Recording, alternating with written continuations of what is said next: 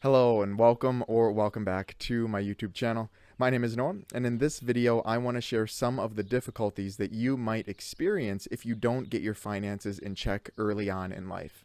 As always, I hope you can take something away from this video, and with that being said, let's get right into it. So as you can see, we're in a slightly different location again.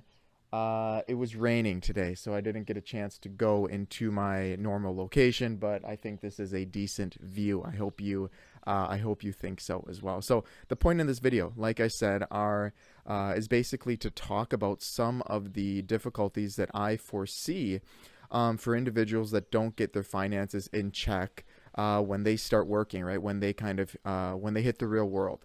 And there's many reasons in life as to why someone might experience difficulty, and I think the majority of them are honestly out of our control, and that's kind of the whole point in life, right? Is this entropy, right? This chaos. But one of the things that we can control is what we do with our money. We can't always control how much money we bring in. I wish we could, but that's not the case. But one thing that we can control is what we do with the money that we're given. So, like I said, the point in this video is to really get people thinking about if they're making the right decisions with their financial obligations, what they're spending their money on, how much they're spending, and so on, and to kind of talk about or outline some difficulties that I think will arise if you become, or if you're irresponsible with your finances throughout your working years. So the first and probably most prominent example that I can think of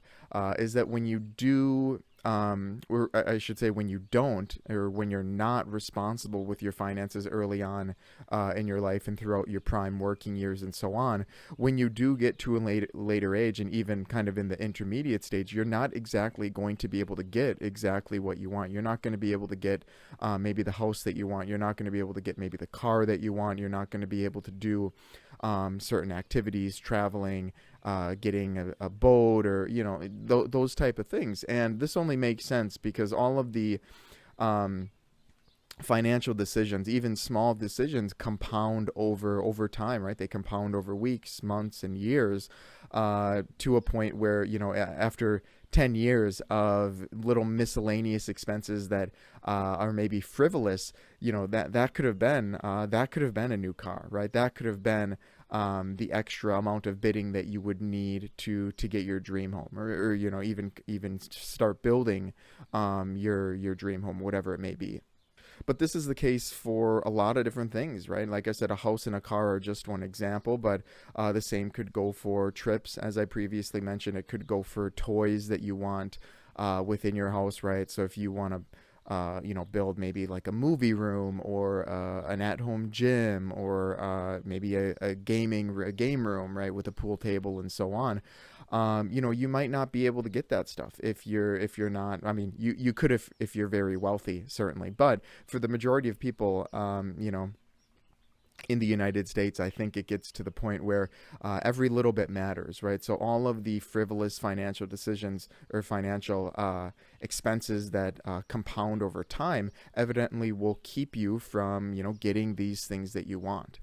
And I know I just brought up a couple examples of, big purchases, right? Houses and cars, but the same goes for if you're even kind of in your early working years, just renting, where if you want maybe, for the sake of example, if you want a high end or a nice computer for gaming or for creating content or something like that, or just to have, if you're not responsible with your finances over the last couple, or from the previous 2 years or whatever it may be, you may not be able to get exactly what you want. And I think settling is something that a lot of people kind of have to do. They'll settle for the lower end whatever it is, but in turn they don't last. The performance of whatever it is isn't as good. So I am a big supporter of being diligent and actually getting the higher end equipment or house or car, whatever it is, right from the beginning, rather than getting a lower tier product more frequently.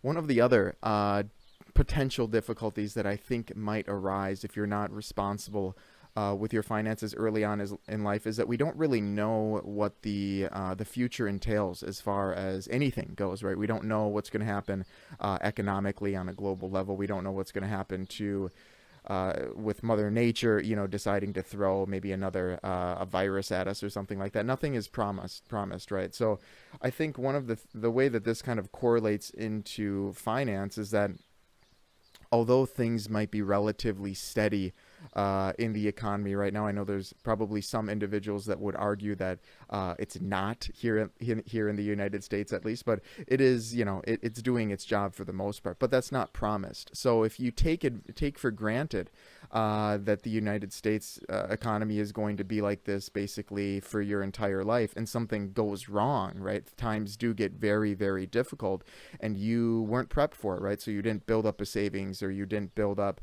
some assets, or you didn't do any of that stuff. You were just kind of spending as you went along. You're not going to have anything to back up on, right? You're not going to have anything as support when things get tough, and inevitably they will. It's just a question of to what extent.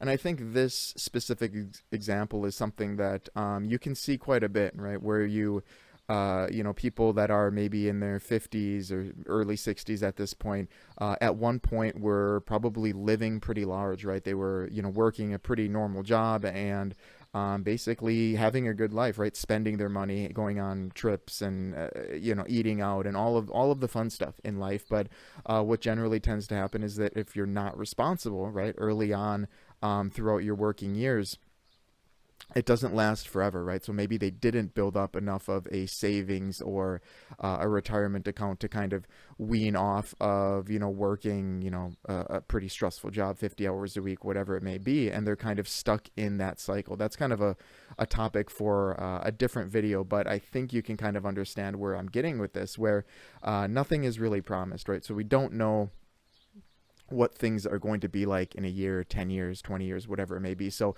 you may as well take the opportunity to capitalize on what you can control right now, right? The consistency that we do have here in the United States, at least at this time. The third difficulty that I think is really important to mention is kind of this difficulty of this work burnout and this entrapment that people might experience in their 50s and 60s and so on, where since they weren't that responsible, or they weren't that diligent with saving and investing and building assets and so on, or at least attempting to in their prime working years, what generally I think tends to happen is that they get to a point where they sit down with someone to look at their numbers, and they realize that they need to keep working, right? They need, they're 55, 60, whatever it is, and they need to put in another 8 years and another 10 years, another 15 years to have any kind of retirement where they can, not live off of, canned tuna and Wonder Bread or something like that. And I think this is definitely something that I really need to underscore, because I think we do see it a lot, right? We see a lot of people where they're kind of barely hanging on, but they're still needing to put in full, a full 40 to 50 hours a week in work to try to make back that time that they were kind of just having fun during their prime working years. And I have talked about this in other previous videos of mine about the importance of kind of planning for an early retirement, and why everybody, or the majority of people, should actually strive for an early retirement. And I've made, like I said, I've made videos on that, so I'm not going to go into all of those details. But I think it is a difficult situation that might come your way, where you're 60, 65 years old, and you just want to be done more than anything, right? You've put in a lot of time, maybe too much time, arguably, and you want to start doing other things in life other than clocking in at the same location every single day, for the most part, 5 days a week. And you just want to do something else, and that's where I think that burnout comes in, and evidently that's not going to be good for your mental health or your physical health as well.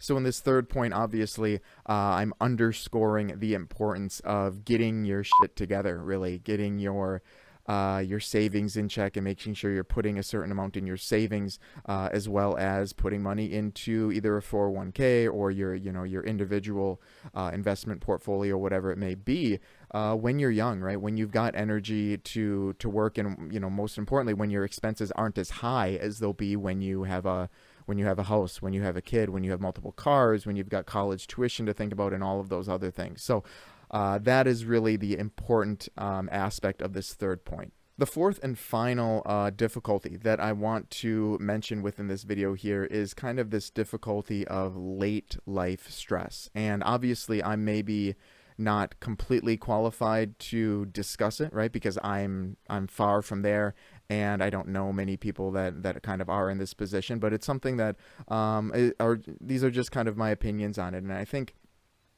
if you neglect being serious, or being realistic with putting a decent amount of money away in savings and investing and so on for later age, what's going to happen is you'll get to the 80s and 85s or 70s and 75s, where people are kind of on the down end, the downslope of life, right? And although it is sad, that's kind of the reality, at least right now, until we start putting our heads on new bodies or something like that. But I think what ends up happening is that you get to this age, and if you're not responsible, you either have a very, very uncomfortable late life, right? So you can't afford to eat well like you once did, and you're having to kind of rely on the cheapest of cheap foods at an old age, and obviously that's not conducive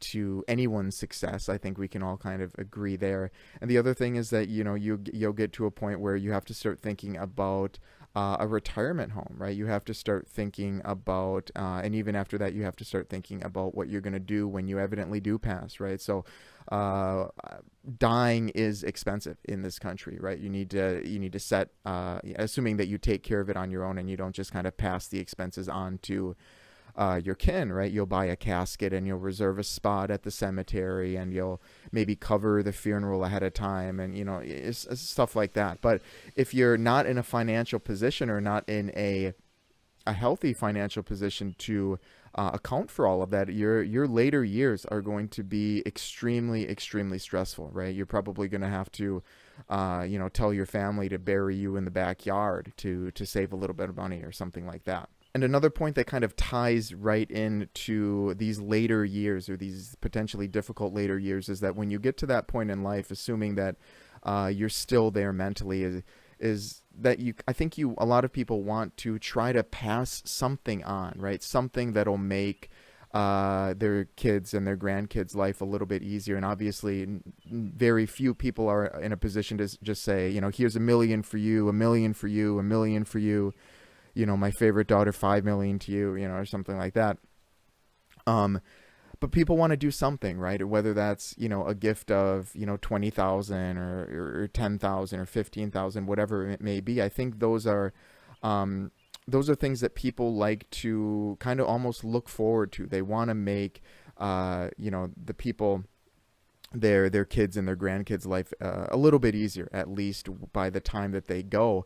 And if you slack on, essentially is a simple way to put it, if you slack on ensuring that you're taking care of your finances early in life, there's not going to be anything really to leave behind. In some cases, I have heard that grandparents will leave debt behind to a certain extent, right? So they when they do pass, and when they are in their later years, the kids have to come in and they have to pull money from their own savings accounts, and potentially either 401k and take early withdrawals in order to cover some of these charges, medical or otherwise. So if you want to avoid, leaving that kind of burden on your kin and their kin and so on, and you want to leave them with a little bit of something, right? I think getting your finances in check early on in your life is absolutely crucial. But there you have it. Those are a few of my thoughts as to the difficulties that might arise later on in your life, and even throughout your